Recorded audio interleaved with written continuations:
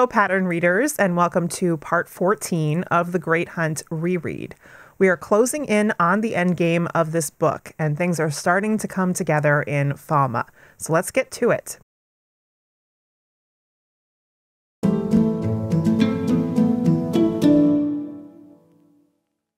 Chapter 41, Disagreements. Rand and the party make their way from one village to another, heading towards Falma in the cold rain. Huron has been unable to pick up a trail of Fane so far.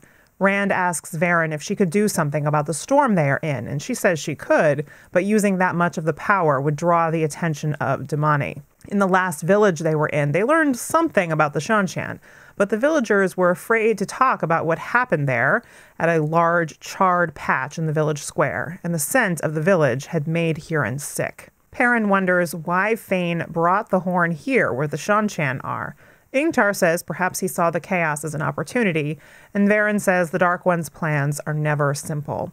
Massima reports back that there is an empty village up ahead. When they arrive, they find that there are 3 large buildings that have been burned to rubble. Huron says that neither Fane nor the Trollocs were there, but killing was done. Most of the party go into what was once an inn and begin to dry off in front of a fire. Ingtar and Varen argue again about whether going to Falma is the best way to recover the horn. Ingtar has no alternative to suggest this time, but he continues to doubt that they are in the right place, trusting neither Rand's assurances nor Varen's. Huron admonishes Ingtar again for saying he must have the horn. Rand says he will go to Falma, and for the first time admits that Fane threatened to hurt Emmons Field if Rand did not go there and confront him. Matt and Perrin are both concerned about this and agree that Huron is the best way to find the horn. Huron and Loyal are also prepared to go with Rand.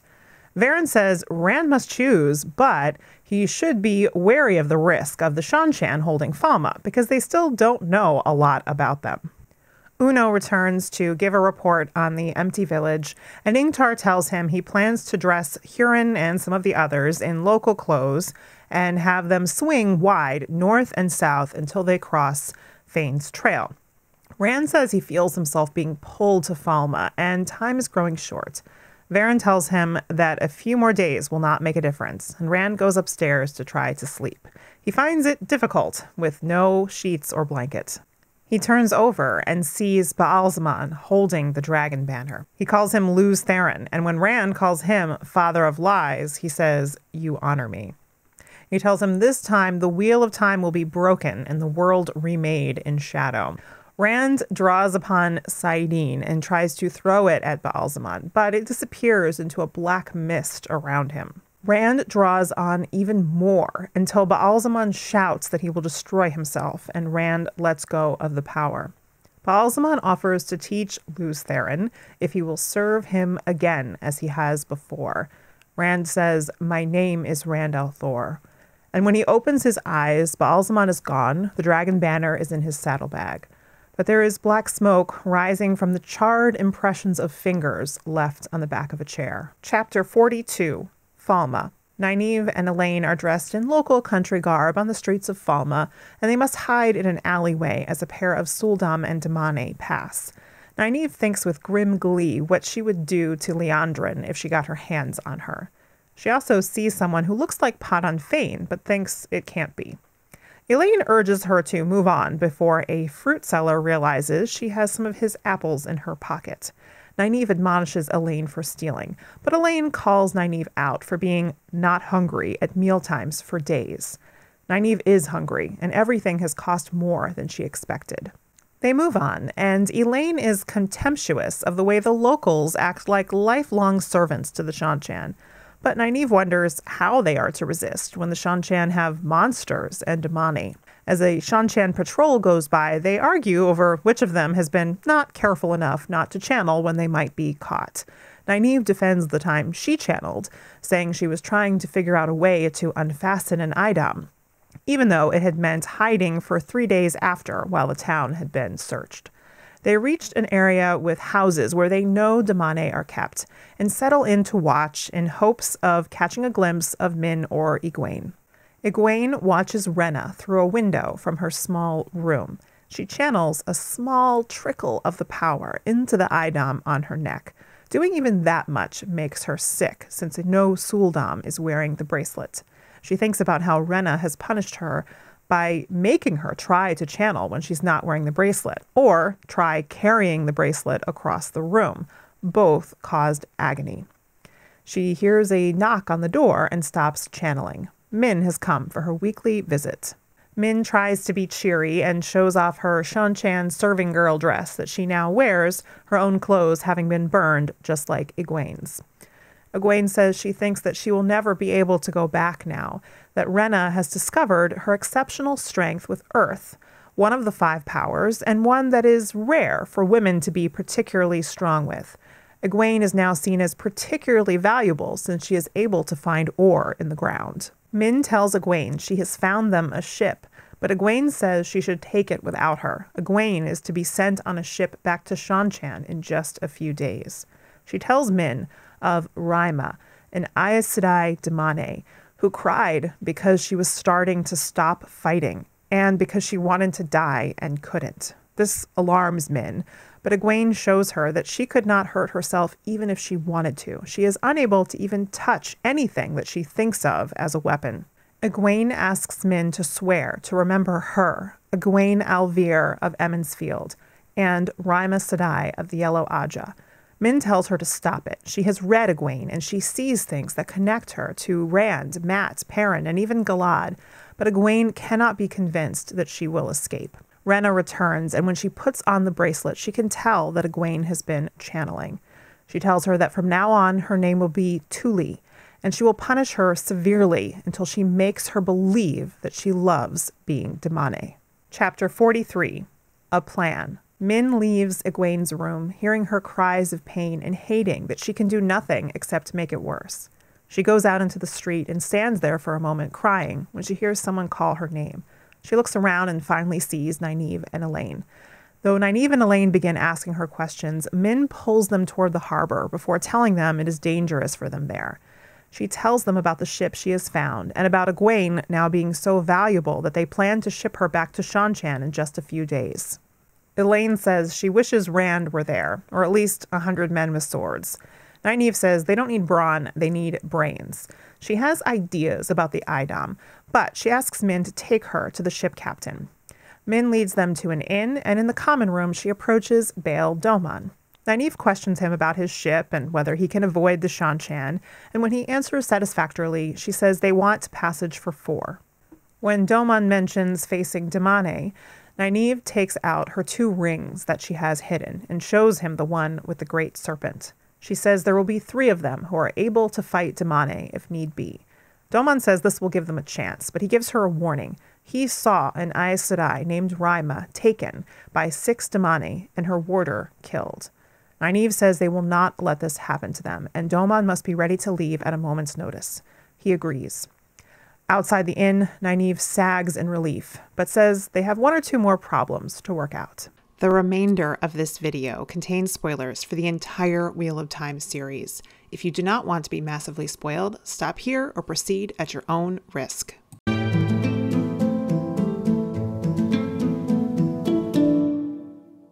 We are getting very close to the Ingtar reveal, and here Robert Jordan gives us several pieces of foreshadowing that he has given to us before. You know, it's funny because I think most fans would agree that when they first read the Ingtar reveal, it was shocking. And yet, in hindsight, there is so much foreshadowing for it, which honestly is exactly how a reveal should go. So just to reiterate, we are told that Ingtar is looking as haggard as Mat, who has sunken eyes and hollow cheeks, but sounds healthy. And Rand wonders again what Ingtar saw in his Portal Stone visions because he seems disturbed by them. Ingtar continues to be obsessed with finding the horn and distrustful of finding it in Falma. But the kicker is Huron saying again that Ingtar is wrong when he says he must have the horn. Ingtar's attitude is out of line for a Shienaran. In contrast, we get a couple of hints about Varen, but really only that she has a lot of shadow-related knowledge when she mentions that the Dark One's plans are never simple, and her reference to and seeming belief in the dark prophecy on the dungeon wall in Faldara. Rand feels himself being pulled in the direction of Falma. This might be the first time that he's really aware of the pattern pulling him in a particular direction, although it has happened before. When Rand is talking to Ba'alzamon, we are essentially told that he's not the Dark One, if we should still have any doubts on that question. Ba'alzamon also says really why he serves the Dark One when he talks about how the wheel will be broken once and for all. Although in the same breath, he's also offering Rand life and power eternal. When Rand sees that black mist around Ba'alzamon, I'm guessing that is a manifestation of the true power. And the charred finger impressions on the chair are another indicator that they have been temporarily in the world of dreams. We get discussion of a few of Min's viewings. Aguain being tied to Rand, Mat, and Perrin is not surprising. Her also being tied to Galad is a bit of a head-scratcher because they don't really have a lot of significant interactions. They both crush on each other for a while, but that ends up going nowhere. But it is possible that Robert Jordan was planning to go in that direction at this point. We also see Min's viewing of Lan's heavy gold ring around Nynaeve, which seems to signify their relationship. Around Elaine, she sees a red-hot iron and an axe, which she thinks indicates distant trouble. I'm not sure we ever get a definitive fulfillment of this particular viewing. I think it could refer to Perrin because blacksmithing and an axe are both associated with Perrin, and we do see that they do have trouble between the two of them over the relationship of Two Rivers to Andor. So that's my guess as to what this is referring to if we've seen it fulfilled.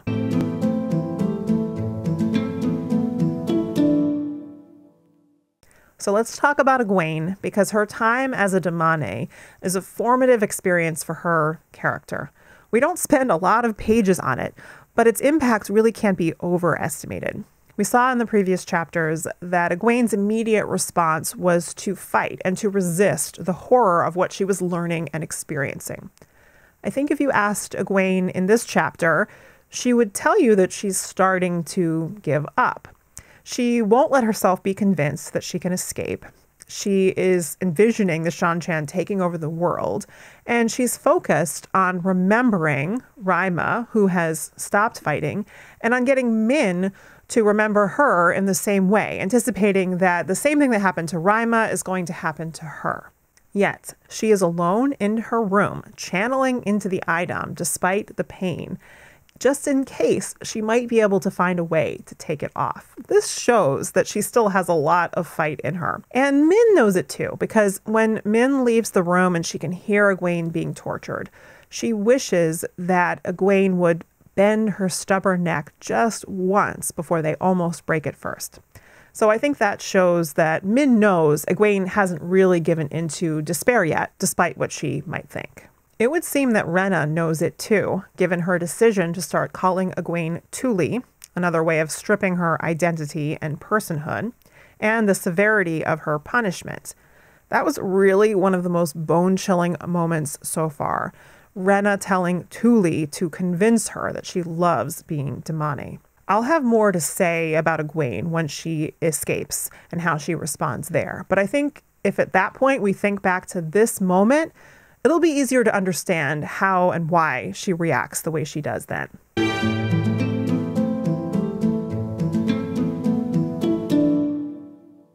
A theme I haven't commented on much, but that has been a thread throughout this book, is the seductiveness of the One Power. We see it both with Rand and Aguain in these chapters. For Rand, it has been growing bit by bit. At the beginning of this book, we see he is so bound and determined never to touch Saidin again, and he avoids it to the point that when he's in the mirror world, he does everything he can to go out of his way to avoid trying to use a portal stone again. It takes a pack of Grom to convince him to do it. But now he thinks of using it to disperse the storm, even though he has no reason to think he could do that. He imagines being one with the storm, turning the skies to sunlight and scouring all of Toman Head. And then when he does use it, with Baalzamon, he draws on it to the point of danger and pain, where he almost feels his bones on the point of crisping to crystal ash. And he doesn't care. It was like drinking life itself. Baalzamon has to shout at him to stop. And for Rand, it is the thought of Mat, the Horn, Fane, and Emond's Field that convinces him that he can't die yet and he needs to let go.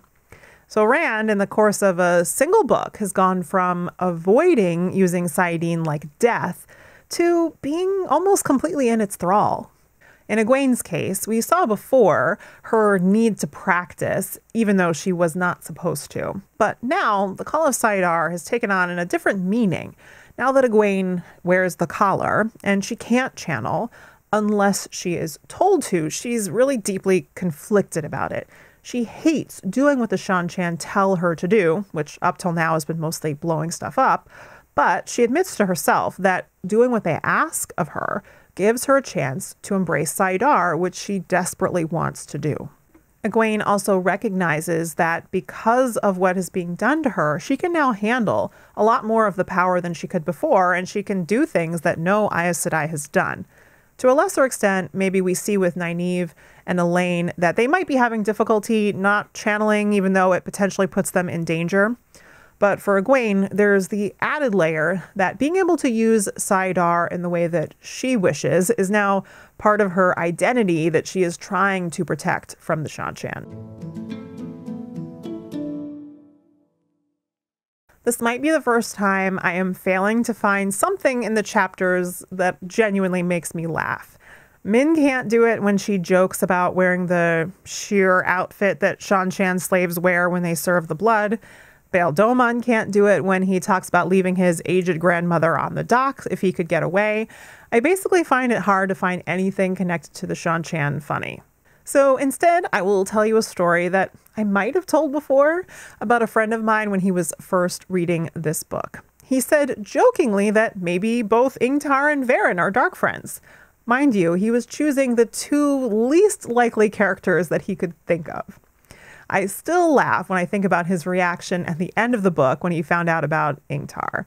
But luckily it did not make him any more suspicious of Varen to spoil that reveal when the time came. For me, Egwene's captivity with the Shan-Chan is where her character really started to deepen for me. Let me know in the comments how this impacted your reaction to Egwene as a character. And next up will be the second to last installment of The Great Hunt. So make sure, as always, you like and subscribe, and I'll see you next time.